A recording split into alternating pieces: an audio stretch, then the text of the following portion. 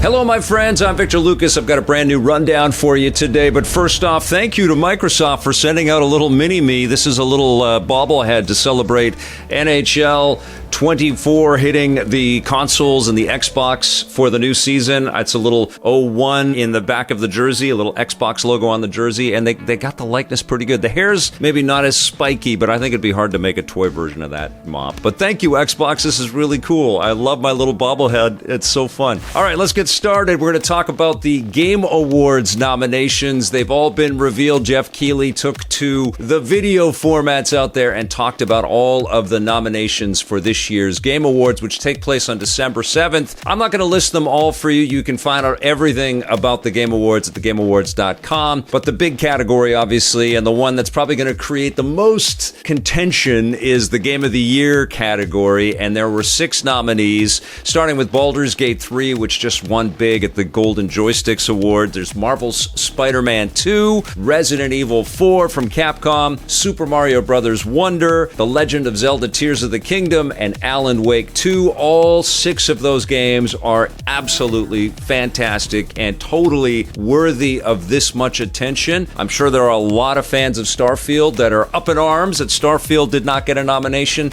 but there were so many other excellent games that came out this year. A case could be made for Street Fighter 6 getting nominated for Game of the Year. A case could be made for Mortal Kombat 1 for the mega fans of that game out there. It's an incredible game as well. Diablo 4 was also a really phenomenal achievement this year. Games like Star Wars Jedi Survivor, which was also superb earlier this year. Absolutely adored that game. And you could even look at titles that maybe have been a little overlooked, like Octopath Traveler 2 or Fire Emblem Engage, which came out way back at the beginning of 2023. It has been a consistently, outrageously entertaining year for incredible software. And of course, you could also throw that Game of the Year conversation at titles like Sea of Stars. I've heard a lot of people just rave about Dredge, which I haven't had time to play. But there are all of these incredible titles out there. I want to know what you guys think, of course. Let me know what you think of the nominees. Do you think that Jeff and his team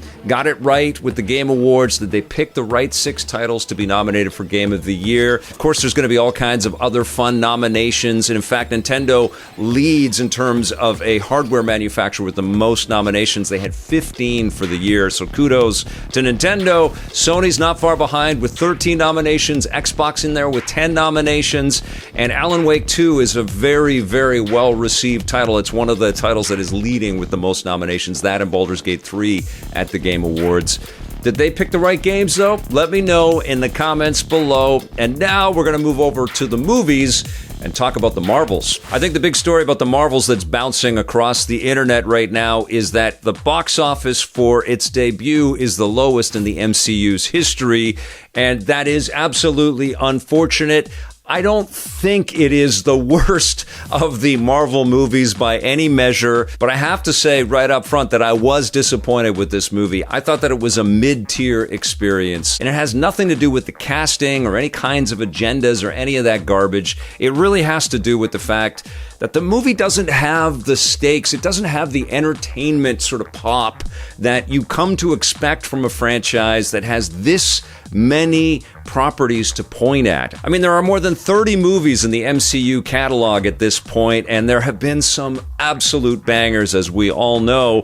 And so the expectation is that with every new film release, Marvel's going to accelerate the excitement and make something really extraordinary. And that's just unfortunately not the case here. It's not because Captain Marvel is a disappointing character or Ms. Marvel. I think Photon is a little bit of a disappointing character, Monica Rambeau. I thought that the character's origin was kind of interesting in WandaVision, but it was not the most interesting element from that show. And I feel like we don't really get a sense of who this person is and why this character is important. And the whole idea with this picture is that each of the different Marvels are using their powers and they're switching places because there have been tears made through space and time. And that's an interesting concept, and it evokes the connection to the multiverse, which is playing a huge part in all the current Marvel movies out there. So all of these Marvels are bouncing back and forth into these different realities, and that conceit is fun. It's just that there isn't a balance there. Ms. Marvel is an absolutely wonderful character. I loved the TV show. I love Aman Vellani. I love Kamala Khan. I love this character. She's amazing. And I've been waiting for Captain Marvel to really erupt on screen with that ferocity that we saw in Avengers Endgame. I just think that Brie Larson is really owning the power of Carol Danvers and as Captain Marvel, and she commands the screen, but she's just not, as a character, given enough to do. She has these moments of incredible fierceness and power and responsibility and capability, and of course, Ms. Marvel loves Carol Danvers, but we want to see a little bit more of the why she loves her so much. And when you have a movie like Avengers Endgame where Captain Marvel is busting through spaceships and standing up to an attack from Thanos like it's no big deal, it's pretty hard to come down from that. And so when we see Captain Marvel having to have any effort at all to fight the kind of lame-ass bad guys that are a part of the Marvels, it just doesn't sort of compute. It doesn't really fit the same kind of scale that we've seen this character already be and already promise where we're going to go with the character. So I think that there's a little bit of holding some restraint on what Captain Marvel can accomplish in this movie and what I wanted to see, quite frankly. And so what we get are a bunch of, blue screen set pieces where characters are kind of filtering in from the sides and they're surrounded by all of this CG color and stuff. And there's some okay environments and some okay technology and stuff that we see in the fiction of the storytelling. But to be frank, I like the world building and the wackiness of Thor, Love and Thunder, and Ant-Man and the Wasp: Quantumania more than I liked in the Marvels. I just felt like it was a little bit sugary and artificial and without real stakes. I also don't think that it was a good move to bring the family of Ms. Marvel, who is a highlight in the Ms. Marvel show. And I love all those actors. They did a great job, and they do a good job here, but it just undermines any sense of danger. And the way that Nick Fury is used in this movie, there's no sense of danger or like real risk. And it looks like they're just on this Disneyland ride as all of the CG cacophony is going off around them. I like the kind of idea of pulling from the tribbles, the Star Trek tribbles in some of the concepts in this movie. I also like that there is a huge emphasis on some musical types of components in this movie, but it just didn't make me laugh out loud. I wasn't humming the tunes or the music when I left the theater. I thought that Monica Rambeau's character was not anywhere near as interesting as Carol Danvers or Kamala Khan, which was problematic because she's kind of sharing the billing there. And so I just felt like all of that stuff was mid-tier, but then what really undermines this movie is that there's just no threat at all from this lame-ass villain. Seriously, one of the lamest villains I've seen in any superhero movie, this Dar-Ben, and I'm not trying to throw shade at the actor. She did the best that she could, but you just didn't feel any menace or any scare. She's got some technology that can tear through space and time, and she's got some power and some ability behind her, but she just looks like Captain Marvel could walk up and just go poof and just kill her with just a flick of her finger. She just does not command the stage and does not stack up to all of this super heroic kind of capability that is presented in this movie, and it just undermined it all. I mean, I just felt like the comedy and the efforts to paint this picture with a sense of frivolity and goofy fun, while admirable, it undermined any sense of stakes. It undermined any kind of real fear or concern that you had for any of these characters. And that has to be a prominent part of the equation when you go to see a superhero movie. It struck me that the streets of New York City are scarier than it is for these humans that have never been in space to suddenly be in space and ride elevators into space on spaceships and stuff. And it was like no big deal for them, or to be swallowed by monsters or whatever. It just felt so forced and not anywhere near where I wanted to peg the accelerant in this movie. Like this should have been a massive lift from the events from Ms. Marvel and from the first Captain Marvel and from what we were teased in WandaVision, and it just fell really flat. I mean, I just found it to be so forgettable. I was forgetting the movie as I was watching it, and I really am a huge fan of Ms. Marvel's powers. They just look incredible on screen. They're so unique to this character. There's nobody else in the MCU that has anything quite like it. I thought it was just okay. It reminded me of the lame choices that they made for the Green Lantern movie. They had all of this limitless opportunity to imbue Hal Jordan with lots of awesome willpower animations and cool ideas for how to use the ring, and they chose like a giant machine gun and stuff. And it's not like they did something like that with Ms. Marvel's powers. They just didn't go as far as they could have. I don't know. I think maybe the right answer should have been just a direct sequel for Captain Marvel. Let us get to know that character a little bit more. Let her go off. And also give us a direct sequel to Ms. Marvel. And quite frankly, I think Ms. Marvel worked a lot better as a television show where we got to spend some time with the family and friends of the character. It was amazing. And I think also Monica Rambeau is deserving of her own property. But mixing it all sort of half-baked like this, and also celebrating the fact that all of these ingredients came together and it's a quicker runtime, and I kept seeing that over and over and over again in reviews. It's like, is that what we're celebrating? That it's fast? I mean, it just felt messy and disjointed, and like stuff was cut out of it, and they were just wanting to kind of keep the pace going. It's like, no, I want to know these cool characters. I want to care about them. And I didn't really. And then once again, we're stuck with a Marvel movie where, and this is getting into a little spoilery stuff here, but the post-credit material is the most impactful out of the whole picture. They tried with all of their supervillains and all their messaging about war and all the internal sort of strife that these characters have, but the most sort of important stuff is saved for the post-credit, and I just thought that was really silly. I mean, we get a little tease of what could be for the Young Avengers and the X-Men, and that's more interesting than the movie that we just watched, at least for me. Now, I recognize, though, that this is also a really cool movie for a lot of people that don't have movies like this or don't see a lot of superhero movies like this. To that end, I absolutely wanted to hear what my daughter Ruby has to say about the Marvels. I think she had a totally different experience than I did. Hey, Ruby, what'd you think of the Marvels? I thought it was amazing. It was littered with a bunch of awesome Easter eggs, and it was just an amazing movie overall. Who was your favorite character in the movie? Miss Marvel. I think she's just a good actor, and I think she has the most personality out of the three. Like, Captain Marvel is just like, hi, I exist. I don't really have a personality, though. What did you think of Monica Rambeau? I thought she was a very interesting character. I love that she was an astronaut. I've always wanted to be an astronaut. And I think her story was more interesting than the other ones. But her character herself wasn't as interesting as Miss Marvel.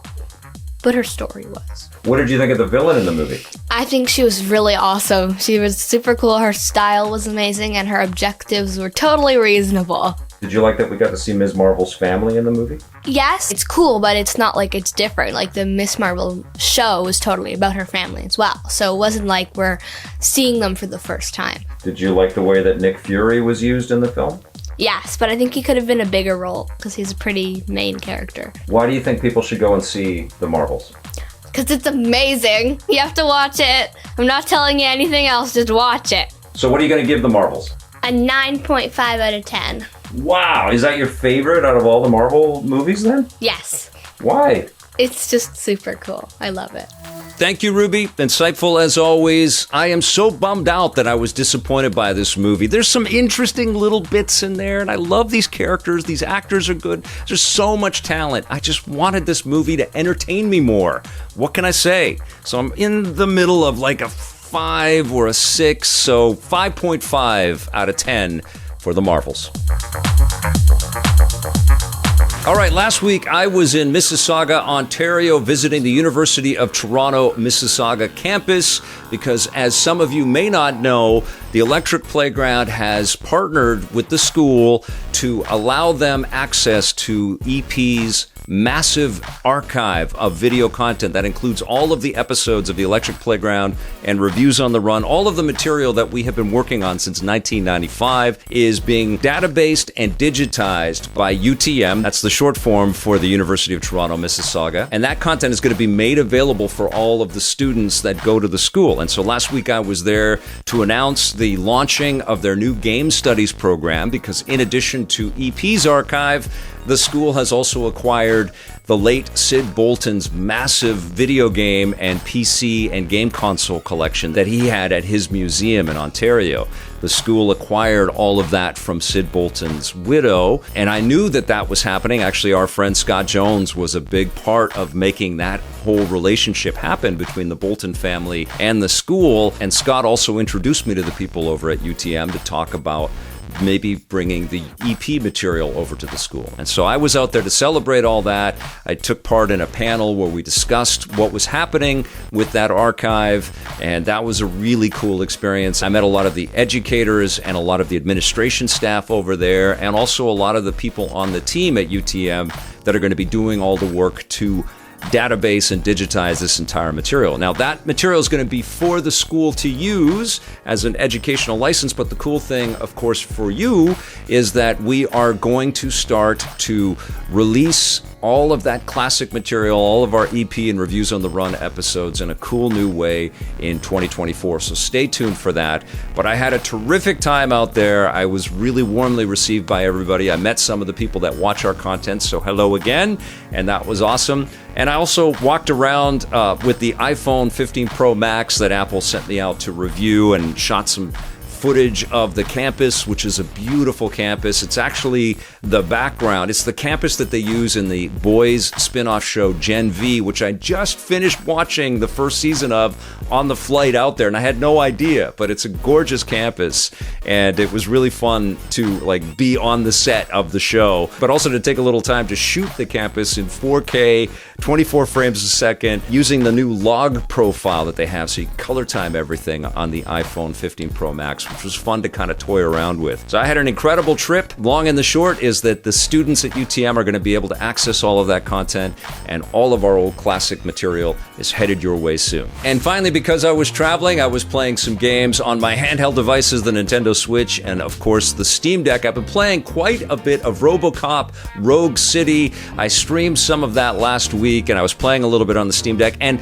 honestly, it doesn't run that great on the Steam Deck. It's a beautiful looking game, and one of the things that the developers really nailed using Unreal Engine 5 is the environments. They really look cool. Lots of awesome little details, fantastic lighting effects, but it looks way better on the PC that I play on than the Steam Deck that I've been playing on.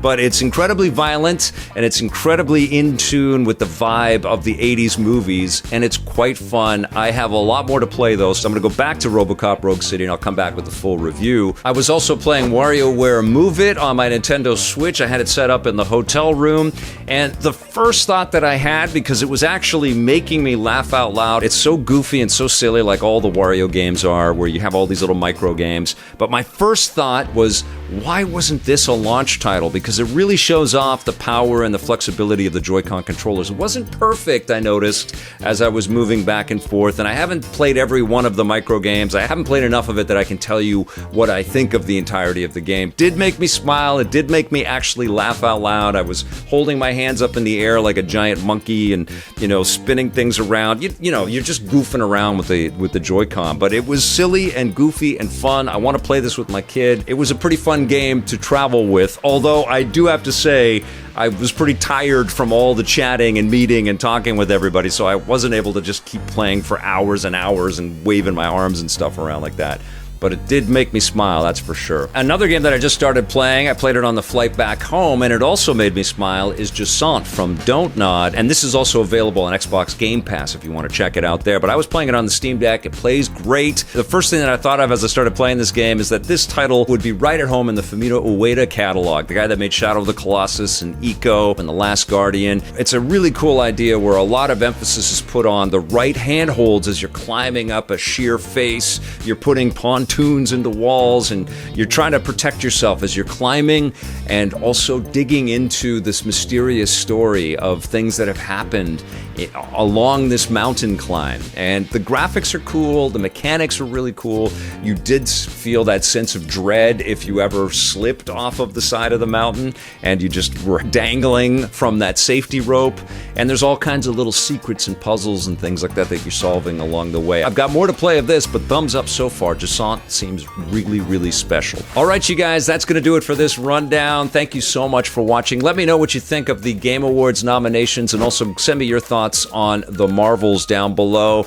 We will see you soon with more news, reviews, previews, and interviews right here. And until we do, play forever.